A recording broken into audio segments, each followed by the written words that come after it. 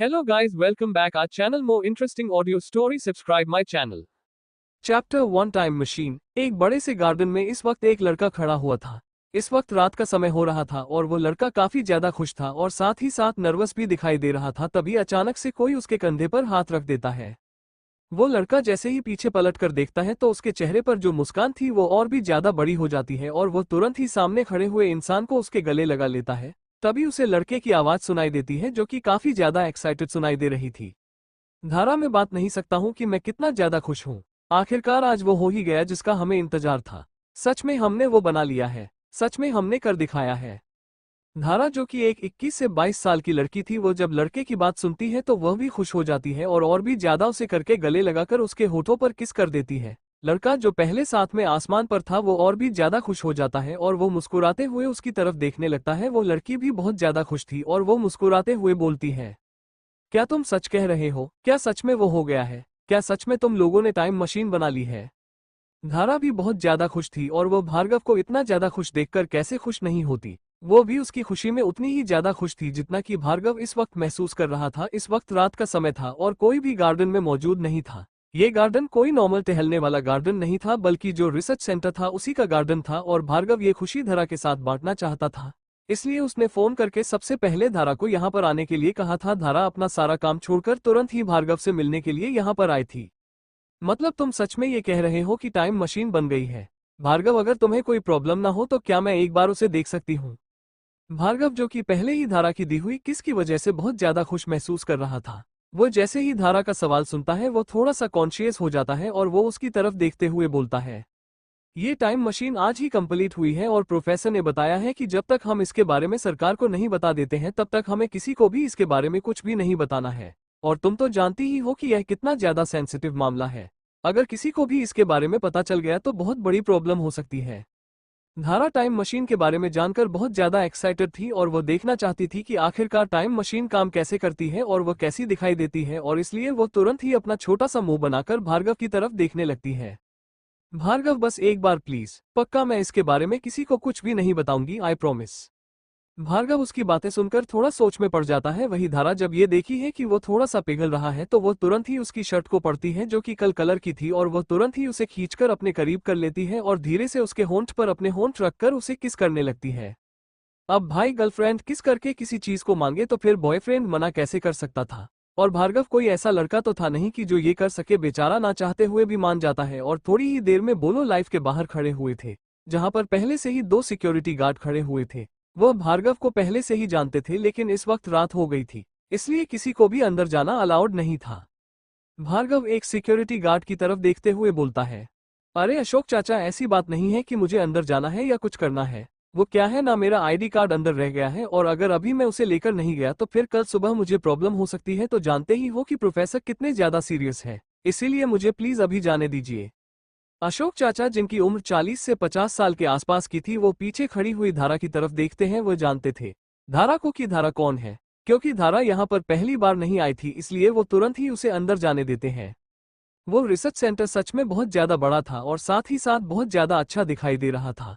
हर जगह पर वहां पर अलग अलग इक्विपमेंट रखे हुए थे जिन पर रिसर्च की जा रही थी। भार्गव और धारा दोनों ही चलते हुए एक कांच के दरवाजे की तरफ आ जाते हैं जहां पर फिंगर लॉक का सिस्टम लगा हुआ था। भरका तुरंत ही अपनी फिंगर को उसे पर रख देता है और दरवाजा स्लाइड की तरह 2 भागों में बंट जाता है। धारा से तो इंतजार ही नहीं हो रहा था कि कब वो अंदर जाए और देखे कि आखिरकार टाइम मशीन दिखती कैसी है, क्योंकि आज से पहले वो कई बार रिसर्च सेंटर के बाहर भार्गव से मिलने के लिए आई थी, लेकिन ये पहली बार था जो वो अंदर आई थी। और अगर इस वक्त रात का समय नहीं हो रहा होता तो अशोक चाचा धारा को अंदर नहीं जाने देते, और साथ ही साथ वह भार्गव को बहुत अच्छे से जानते थे, इसलिए उन्होंने उन दोनों को ही अंदर जाने की परमिशन दे दी थी। धारा और भार्गव दोनों ही अंदर चले जाते हैं। वहां पर एक मशीन रखी हुई थी जो कि कांच की बनी हुई थी, देखने में लिफ्ट जैसी दिखाई दे रही थी और उसके अंदर बहुत सारे डिवाइसेस भी लगे हुए थे। धारा और भार्गव दोनों ही वहां पर पहुंच जाते हैं। धारा अपने आप को रोक नहीं पाती है और वो धीरे से उस मशीन को छूने लगती है। भार्गव जब ये देखा है तो उसके चेहरे पर मुस्कान आ जाती है और वो धारा की तरफ देखते हुए बोलता है, अगर तुम चाहो तो अंदर से भी देख सकती हो, इसमें कोई बड़ी बात नहीं है। धारा जैसे ही भार्गव की यह बात सुनती है वो तुरंत ही अंदर चली जाती है। टाइम मशीन का जो डोर था वो पहले से ही खुला हुआ था। भार्गव भी अंदर चला जाता है। तभी एकदम से धारा के मोबाइल पर किसी का कॉल आता है और वह जैसे ही कॉल रिसीव करने के लिए अपने मोबाइल को उठती है, उसका फोन नीचे गिरने वाला होता है। जिसे पकड़ने के चक्कर में धारा का हाथ वहां पर लगे हुए एक बटन पर दब जाता है और टाइम मशीन अपने आप ही चालू हो जाती है और उसी के साथ ही टाइम मशीन का दरवाजा अपने आप ही बंद हो जाता है।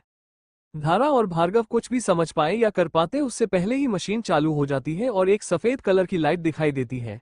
एक सुनसान सड़क पर इस वक्त एक लड़की और एक लड़का बेहोशी की हालत में पड़े हुए थे और उन्हीं के साथ वहां पर एक कांच की मशीन भी पड़ी हुई थी। एक आदमी वहां पर चलता हुआ आता है और वो जब लड़के लड़की को इस तरह से बेहोशी की हालत में देखा है तो वो उन्हें अपने साथ लेकर चला जाता है। चैप्टर 2 रघुवेंद्र चौधरी धारा और भार्गव कुछ भी समझ पाए या कर पाते उससे पहले ही मशीन चालू हो जाती है और एक सफेद कलर की लाइट दिखाई देती है। एक सुनसान सड़क पर इस वक्त एक लड़की और एक लड़का बेहोशी की हालत में पड़े हुए थे और उन्हीं के साथ वहां पर एक कांच की मशीन भी पड़ी हुई थी। एक आदमी वहां पर चलता हुआ आता है और वो जब लड़के लड़की को इस तरह से बेहोशी की हालत में देखा है तो वो उन्हें अपने साथ लेकर चला जाता है। भार्गव इस वक्त एक बड़े से कमरे में एक बड़े से बेड पर लेटा हुआ था। धीरे धीरे करके उसकी आंखें खुलना लगती है और साथ ही साथ उसे याद आता है कि वह क्या कर रहा था। वो तुरंत ही अपने सामने देखा है तो वहां पर उसे दीवार पर एक बड़ी सी घड़ी दिखाई देती है, जिसे देखकर वह हैरान हो जाता है और इधर उधर देखने लगता है तो वहां पर एक बड़ी सी टेबल रखी हुई थी जो कि लकड़ी की बनी हुई थी और उसके ऊपर यह फूलदान रखा हुआ था जिसमें कुछ फूल लगे हुए थे। और सबसे ज्यादा हैरान कर देने वाली बात यह थी कि जो वो बड़ा सा टेबल था उस टेबल पर एक रेडियो रखा हुआ था जो कि बहुत ज्यादा पुराने जमाने का था। उस रेडियो को उसने म्यूजियम में देखा था। 21st सेंचुरी के अंदर तो इस तरह का रेडियो किसी के भी घर में होना इम्पॉसिबल था। रेडियो होना ही इम्पॉसिबल था, इस तरह का वीडियो होना तो बहुत बड़ी बात थी। ऐसा रेडियो अगर किसी के पास 21st सेंचुरी में मौजूद है इसका मतलब यही था कि वो इंसान एंटीक चीजों की कलेक्शन करता है। भार्गव की निगाहें सीधे वहां पर बनी हुई लकड़ी की एक खिड़की पर जाती है जिस पर सफेद कलर के पर्दे लगे हुए थे। उसे कहीं ना कहीं बहुत ज्यादा डर लग रहा था लेकिन फिर भी वह धीरे से खड़ा होता है और इधर उधर देखने लगता है। वहां पर एक पुराने जमाने का लकड़ी का कबर रखा हुआ था और उसके अलावा वहां पर कुछ भी मौजूद नहीं था, अटैच बाथरूम भी नहीं। भार्गव को समझ में नहीं आ रहा था कि आखिरकार वो इस वक्त है कहां पर, लेकिन फिर भी वह अपने आप को हिम्मत देता हुआ खड़ा हो जाता है। आखिर यह कौन सी जगह है और मैं कहां पर हूं? मैं तो धारा के साथ लैब में मौजूद था ना। उसके बाद धारा के मोबाइल पर कॉल आया था। धारा धारा कहां पर है? जैसे ही भार्गव को धारा के बारे में याद आता है वह पैनिक करने लगता है और तुरंत ही अपने ऊपर डाले हुए चादर को उठा देता है और फिर दरवाजे की तरफ देखा है जो कि लकड़ी का बना हुआ था। वहां पर हर एक चीज इस तरह से डिजाइन की हुई थी जैसे कि वह बहुत ज्यादा 18 या फिर 90 का जमाना हो। लेकिन जो चीज है वहां पर मौजूद थी वह पूरी तरह से नई नवेली थी जिन्हें देखकर भार्गव और भी ज्यादा हैरान हो रहा था। लेकिन इस वक्त उसे सबसे ज्यादा फिक्र हो रही थी तो वह थी धारा। वह जैसे ही अपने रूम का दरवाजा खोलकर बाहर देखा है तो वहां पर उसे एक बड़ा सा हॉल दिखाई देता है और नीचे गोल आकार में सोफे लगे हुए थे, जिसे देखकर वह हैरान हो जाता है और वह भागकर सीढ़ियों से नीचे उतरने लगता है कि तभी वह किसी से टकरा जाता है। वह नीचे गिरने वाला होता है कि तभी अचानक से वह इंसान जिसे भार्गव टकराया था वो तुरंत ही उसका हाथ पकड़ लेता है। भार्गव तुरंत ही अपनी सर को ऊपर करके देखता है और जैसे ही वह इस इंसान के चेहरे को देखा है उसकी आंखें हैरानी से बड़ी बड़ी हो जाती है और उसके मुंह से बस एक ही शब्द निकलता है। चैप्टर 3 19 जून 1968 वह जैसे ही अपने रूम का दरवाजा खोलकर बाहर देखा है तो वहां पर उसे एक बड़ा सा हॉल दिखाई देता है और नीचे गोल आकार में सोफे लगे हुए थे, जिसे देखकर वह हैरान हो जाता है और वह भागकर सीढ़ियों से नीचे उतरने लगता है कि तभी वह किसी से टकरा जाता है। वो नीचे गिरने वाला होता है कि तभी अचानक से वह इंसान जिसे भार्गव टकराया था वह तुरंत ही उसका हाथ पकड़ लेता है। भार्गव तुरंत ही अपनी सर को ऊपर करके देखता है और जैसे ही वह इस इंसान के चेहरे को देखा है उसकी आंखें हैरानी से बड़ी बड़ी हो जाती है और उसके मुंह से बस एक ही शब्द निकलता है, मिस्टर रघुवेंद्र चौधरी। वही रघुवेंद्र जी जिनकी उम्र लगभग 20 से 25 साल के आसपास की थी। वो जब अनजान लड़के के मुंह से अपना नाम सुनते हैं तो वह भी हैरान हो जाते हैं और तुरंत ही उसे सीधा खड़ा करते हुए बोलते हैं, तुम मेरा नाम कैसे जानते हो? जैसे ही भार्गव रघुवेंद्र जी से यह सवाल सुनता है वो अपने होश में वापस आ जाता है। उसे तो अपनी आंखों पर विश्वास नहीं हो रहा था, जो कुछ भी वह अपनी आंखों के सामने देख रहा था। आखिरकार वो मिस्टर राघवेंद्र को कैसे नहीं जान सकता था? मिस्टर रघुवेंद्र कोई और नहीं बल्कि उसके जो प्रोफेसर थे, यानी कि तरुण चौधरी उनके पिताजी थे। प्रोफेसर जिनकी उम्र सिर्फ 12 साल की थी, वह तभी उन्हें छोड़कर चले गए थे और इस वक्त वह मिस्टर रघुवंशी को अपने सामने देख रहा था, वह भी इस तरह से। ये सब उसके लिए कोई सपने से काम नहीं था। आप उसे सच में समझ में आ गया था कि आखिर यहाँ पर हो क्या रहा है। वह तुरंत ही अपने आप को ठीक करता है और मिस्टर राघवेंद्र की तरफ देखते हुए बोलता है, सर आपको कौन नहीं जानता है? हमारे देश को जो आज़ादी मिली है उसमें आपका पिताजी और आपका बहुत योगदान रहा है, इसके बारे में भला कौन नहीं जानता है? इतना बोलकर भार्गव तुरंत ही सीधा खड़ा हो जाता है और अपने सीने पर हाथ रख लेता है और उसे याद आता है कि जब भी वो प्रोफेसर के घर उनसे मिलने के लिए जाता था तो सामने ही मस्त एक बड़ी सी फोटो फ्रेम करके लगी हुई थी, जिसमें प्रोफेसर जब 10 साल के थे तब की फोटो, साथ में उनके पिताजी की फोटो यानी कि रघुवेंद्र जी, और साथ में उनके पिताजी की फोटो लगी हुई थी। उनके साथ गांधी जी भी मौजूद थे। ये फोटो अखबार में भी आई थी और इसीलिए ही जब भी प्रोफेसर को मौका मिलता था वो अपने पिताजी के बारे में थोड़ी बहुत बातें किया करते थे और उसे फोटो के नीचे तारीख भी लिखी हुई थी जिसे भुला पाना नामुमकिन था। ये सोचते हुए भार्गव राहत की सांस लेता है और मिस्टर रघुवेंद्र की तरफ देखने लगता है। वही मिस्टर रघुवेंद्र जैसे ही अपने पिताजी की तारीफ सुनते हैं तो वह भी खुश हो जाते हैं और भार्गव की तरफ देखते हुए बोलते हैं, वैसे तुम्हारे साथ हुआ क्या था? कल जब मैं घर वापस आ रहा था तो मैंने देखा कि तुम और तुम्हारे साथ एक और लड़की जमीन पर पड़ी हुई थी और वहां पर एक और चीज भी थी जो कि बहुत ही ज्यादा अजीब थी। जैसे ही भार्गव मिस्टर रघुवेंद्र के मुंह से धारा का जिक्र सुनता है वो थोड़ा पैनिक हो जाता है और उनकी तरफ देखते हुए बोलता है, सर क्या आप जानते हैं कि वो लड़की कहाँ पर है? मेरा उससे मिलना बहुत जरूरी है कि आप में। भार्गव की बातें सुनकर राघवेंद्र समझ सकते थे कि वो इस वक्त क्या महसूस कर रहा है, इसलिए वो उसे शांत करते हुए बोलते हैं, अरे चिंता मत करो, वो बिल्कुल ठीक है। अभी वो इस वक्त आराम कर रही है, अगर तुम चाहो तो तुम जाकर उससे मिल सकते हो। वैसे वहां पर एक और चीज भी मौजूद थी जो कि कांच की बनी हुई थी, मैं उसे अपने साथ लेकर आया हूँ। मैंने आज से पहले इस तरह की चीज को कभी नहीं देखा है। भार्गव सच में पड़ जाता है कि आखिरकार इस वक्त उसे क्या जवाब देना चाहिए, लेकिन फिर भी उसे कुछ ना कुछ तो बोलना ही था, इसलिए वो हड़बड़ाहट में उनकी तरफ देखते हुए बोलता है, वो मेरा बचपन से ही एक सपना था कि मैं एक वैज्ञानिक बनूं और इसलिए ही मैं इस तरह के कुछ ना कुछ काम करता रहता हूं। सर अगर आप बुरा ना माने तो क्या आप मुझे बता सकते हैं कि आज की तारीख क्या है? ऐसा अजब सा सवाल सुनकर राघवेंद्र सिंह उसे अजीब तरह से देखने लगते हैं, लेकिन फिर भी वो भार्गव के सवाल का जवाब देते हुए बोलते हैं, आज 19 जून 1968 है। जैसे ही भार्गव की तारीख सुनता है उसे ऐसा लग रहा था जैसे कि उसे चक्कर आने वाले हैं। हालांकि उसने सोच लिया था कि कुछ ऐसा ही होगा, लेकिन सच जानते हो और भी ज्यादा हैरान हो जाता है और वो तुरंत की 2 कदम लड़खड़ा जाता है। चैप्टर 4 छोटे प्रोफेसर। रहता हूँ। सर अगर आप बुरा ना माने तो क्या आप मुझे बता सकते हैं कि आज की तारीख क्या है? ऐसा अजब सा सवाल सुनकर राघवेंद्र सिंह उसे अजीब तरह से देखने लगते हैं, लेकिन फिर भी वो भार्गव के सवाल का जवाब देते हुए बोलते हैं, आज 19 जून 1968 है। जैसे ही भार्गव की तारीख सुनता है उसे ऐसा लग रहा था जैसे कि उसे चक्कर आने वाले हैं। हालांकि उसने सोच लिया था कि कुछ ऐसा ही होगा, लेकिन सच जानते हो और भी ज्यादा हैरान हो जाता है और वो तुरंत की 2 कदम लड़खड़ा जाता है। सामने एक 10 साल का बच्चा खड़ा हुआ था जो कि देखने में काफी ज्यादा क्यूट दिखाई दे रहा था। उसके बाल पूरे चिपके हुए थे क्योंकि उसमें भर भर के सरसों का तेल डाला गया था और अच्छे से उसके बाल को स्टाइल किया गया था कंघी से। देखने में बिल्कुल चिपकू टाइप का लग रहा था, लेकिन क्यूट दिख रहा था। लेकिन भार्गव ये देखकर हरा नहीं था कि बच्चा की तरह अजीब दिख रहा था, बल्कि इसलिए हैरान था क्योंकि उसे बच्चों को वो बहुत अच्छे से जानता था। ये बच्चा कोई और नहीं बल्कि उसकी प्रोफेसर थे। उसने कभी अपने सपने में भी नहीं सोचा था कि वो अपनी प्रोफेसर को कभी इस हालत में दिखेगा। वो बच्चा चलता हुआ आगे आता है और तुरंत ही अपने पापा की तरफ देखते हुए बोलता है, पिताश्री चलिए खाना लग गया है, और वो जो दीदी कल रात घर पर आई थी उन्हें भी होश आ गया है। वो बहुत ज्यादा घबराई हुई है। इतना बोलने के साथ ही प्रोफेसर यानी कि छोटे प्रोफेसर साहब भार्गव की तरफ देखते हैं। वो फिर अपना सर झुकाकर वहां से नमस्ते करके चले जाते हैं। वहीं भार्गव तो बेचारा वहां पर किसी स्टैचू की तरह खड़ा हुआ था। उसे विश्वास नहीं हो रहा था कि कभी उसकी प्रोफेसर जो हमेशा उसके ऊपर चिल्लाते रहते थे, उसे डांटते रहते थे, यहाँ तक कि कभी कभी तो उसे लैब के अंदर एंट्री भी नहीं करने देते थे, आज उसके सामने सर झुका कर गए थे। मिस्टर राघवेंद्र चौधरी भार्गव को देखकर तुरंत ही उसकी तरफ देखते हुए बोलते हैं, मुझे लगता है जो लड़की आपके साथ मौजूद थी उसे होश आ गया है। आपको एक बार उससे मिल लेना चाहिए। चलिए चलते हैं। भार्गव को कुछ भी समझ में नहीं आ रहा था कि आखिरकार यहाँ पर हो क्या रहा है, लेकिन फिर भी वो राघवेंद्र की पीछे पीछे जाने लगता है। घर काफी ज्यादा पुराने जमाने का था। जब भार्गव वहां पर पहुंचता है जहां पर पहले से ही घर के बाकी के लोग मौजूद थे, वहां पर मिस्टर रघुवेंद्र की वाइफ मौजूद थी, जिन्होंने एक कॉटन की साड़ी पहनी हुई थी और उनके ब्लाउज की जो स्लीव्स थी वो उनके कोनी तक आ रही थी और बालों को उन्होंने जुड़े में बंधा हुआ था। सिंपल लेकिन सादगी पूर्ण वो दिखाई दे रही। उनका नाम सविता था। जब भार्गव प्रोफेसर के घर पर जाता था तब उनसे हमेशा ही मुलाकात होती थी और दादी के पैर छूकर वो हमेशा ही प्रोफेसर की चुगलियां किया करता था। दादी को अपने सामने इस तरह से खूबसूरती से खड़े हुए देखकर भार्गव को समझ में नहीं आ रहा था कि इस वक्त उसे कैसे रिएक्ट करना चाहिए।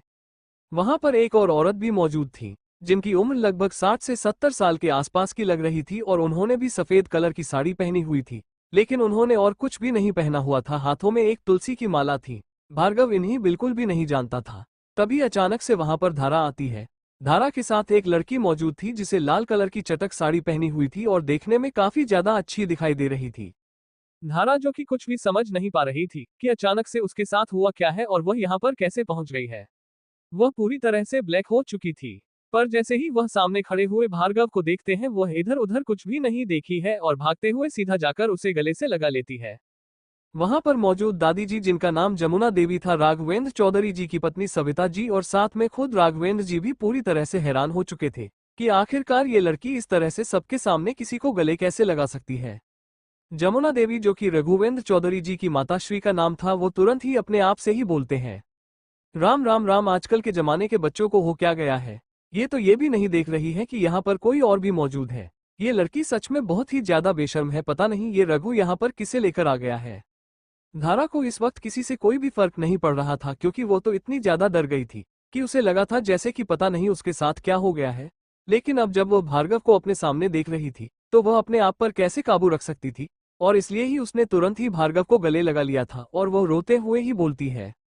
भार्गव भी उसकी बेचैनी को समझ सकता था क्योंकि जब उसे होश आया था तो वह भी इसी तरह से सदमे में चला गया था। लेकिन उसने दोनों रात टाइम मशीन पर काम किया था, इसलिए उसने जैसे तैसे करके अपने आप को संभाल लिया था। लेकिन धारा के साथ ऐसा बिल्कुल भी नहीं था और इसलिए ही वह उसकी मेंटल कंडीशन को अच्छे से समझ पा रहा था। मिस्टर राघवेंद्र जैसे ही अपने बेटे को देखते हैं जो कि सिर्फ 10 साल का था और वो इस तरह से एक लड़की और लड़की को अपने सामने देख रहा था, तो उन्हें बिल्कुल भी अच्छा नहीं लगता है और वह तुरंत ही अपनी आंखों से इशारा करते हुए उसे वहां से जाने के लिए कह देते हैं। छोटे प्रोफेसर जी बिल्कुल भी वहां से जाना नहीं चाहते थे, लेकिन अपने पिताजी की बात मानकर उन्हें वहां से जाना ही पड़ता है।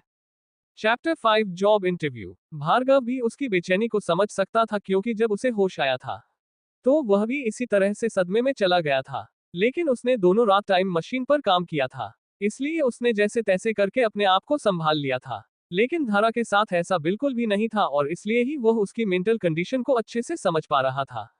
मिस्टर राघवेंद्र जैसे ही अपने बेटे को देखते हैं जो कि सिर्फ 10 साल का था और वो इस तरह से एक लड़की और लड़की को अपने सामने देख रहा था, तो उन्हें बिल्कुल भी अच्छा नहीं लगता है और वह तुरंत ही अपनी आंखों से इशारा करते हुए उसे वहां से जाने के लिए कह देते हैं।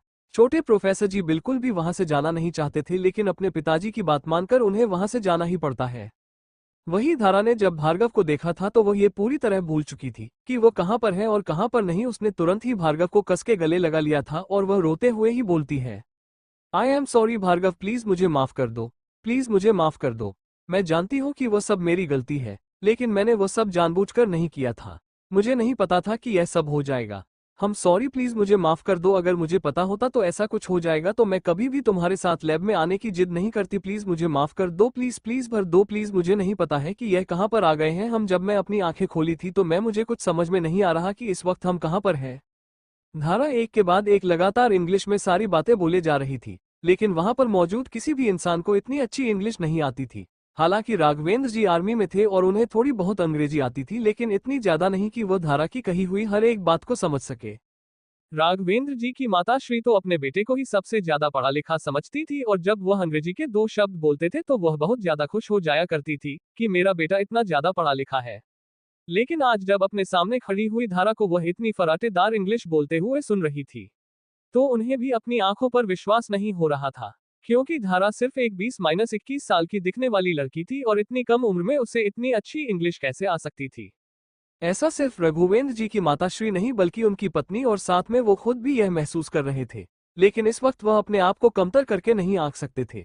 वही भार्गव बहुत जल्दी ही अपने होश में आ गया था और वो तुरंत ही धीरे से धारा के काम में बोलता है, धारा तुम्हें इसके लिए सॉरी बोलने की जरूरत नहीं है, क्योंकि जो कुछ भी हुआ है उसमें तुम्हारी कोई गलती नहीं है। शायद यही हमारी डेस्टिनी थी और इसीलिए है हम यहाँ पर मौजूद हैं। तुम बिलीव नहीं करोगे कि हम कहाँ पर हैं, पर अभी मैं तुम्हें कुछ बात नहीं सकता हूँ। अभी के लिए तुम बस ऐसे एक्ट करो जैसे कि कुछ हुआ ही नहीं है, ठीक है। वहां पर मौजूद किसी भी इंसान को उन दोनों की बातें बिल्कुल भी समझ में नहीं आ रही थी। धारा जब यह महसूस करती है कि वहां पर वह दोनों अकेले नहीं है बल्कि और भी लोग मौजूद हैं, तो वह तुरंत ही भार्गव से अलग हो जाती है और वह जब देखी है तो वह इस वक्त डाइनिंग एरिया में मौजूद थी, जहां पर एक लकड़ी की बेसिक सी डाइनिंग टेबल रखी हुई थी। उसके ऊपर एक कपड़ा लगाया हुआ था और बीचों बीच वहां पर एक टोकरी रखी हुई थी जिसमें कुछ फल रखे हुए थे। धारा उन सब चीजों को बहुत अच्छे से ऑब्जर्व कर रही थी और उसे समझ में नहीं आ रहा था कि आखिरकार वह इस वक्त है कहां पर और यह इस तरह की चीज क्यों है। भार्गव को डर था कि कहीं धारा कुछ ऐसा ना कहते जिसकी वजह से वहां पर मौजूद जितने भी लोग हैं उन्हें उनके ऊपर शक हो जाए। धारा, तुम्हें याद है ना कि आज हमें तुम्हारा इंटरव्यू के लिए जाना है। 19 जून 1968 है, इसलिए तुम्हें जल्द से जल्द यहाँ से निकलना चाहिए। धारा जैसे ही भार्गव की यह बात सुनती है तो वह हैरान हो जाती है। उसे विश्वास नहीं हो रहा था कि सच में टाइम मशीन काम करती थी और वो लोग वक्त में इतने पीछे आ गए थे। वही वो भार्गव के कहने का मतलब भी समझ गई थी और अब उसे समझ में आ गया था कि यहाँ पर मौजूद जो ये 3 लोग थे उन्होंने इस तरह के कपड़े क्यों पहने हुए थे। भार्गव तुरंत ही धारा का हाथ पकड़ता है और फिर वहां से दरवाजे की तरफ जाने लगता है कि तभी उसे मिस्टर रघुवेंद्र की आवाज उसके पीछे से सुनाई देती है, जिसे सुनकर भार्गव और धारा दोनों की ही दिल की धड़कन तेज हो जाती है। Thanks for watching video, subscribe for more interesting story audio.